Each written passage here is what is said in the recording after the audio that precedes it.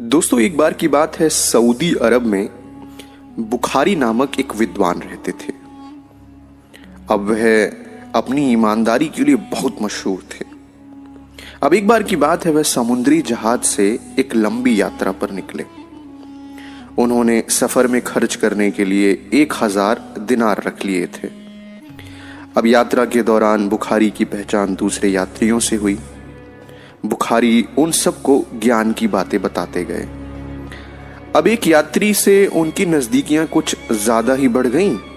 अब एक दिन बातों बातों में बुखारी ने उसे दिनार की पोटली दिखा दी। अब उस यात्री के मन में तो लालच आ गया। उसने उनकी पोटली हथियाने की योजना बनाई। अब एक सुबह उसने जोर जोर से चिल्लाना शुरू कर दिया, हाय मैं मर गया, मेरा 1000 दिनार चोरी हो गया। वह रोने लगा। अब जहाज के कर्मचारियों ने कहा कि तुम घबराते क्यों हो, जिसने चोरी की होगी वो यहीं होगा। हम एक एक करके सबकी तलाशी ले लेते हैं और चोर अपने आप पकड़ा जाएगा। अब यात्रियों की तलाशी शुरू हुई। जब बुखारी की बारी आई तो जहाज के कर्मचारियों और यात्रियों ने उनसे कहा, तलाशी ली जाए, आप पर तो शक करना ही गुनाह है। यह सुनकर बुखारी बोले, नहीं, जिसके दिनार चोरी हुए हैं उसके दिल में शक बना रहेगा, इसीलिए मेरी भी तलाशी ली जाए।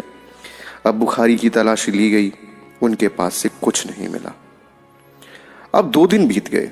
2 दिन बाद उस यात्री ने उदास मन से बुखारी से पूछा, आपके पास तो 1000 दिनार थे, वे कहाँ गए?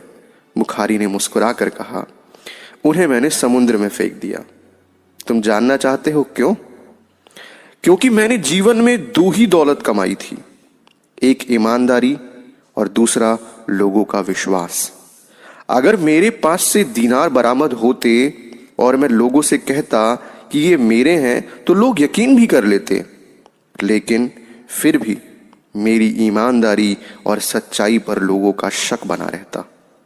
मैं दौलत तो गंवा सकता हूं, लेकिन ईमानदारी और सच्चाई को खोना नहीं चाहता।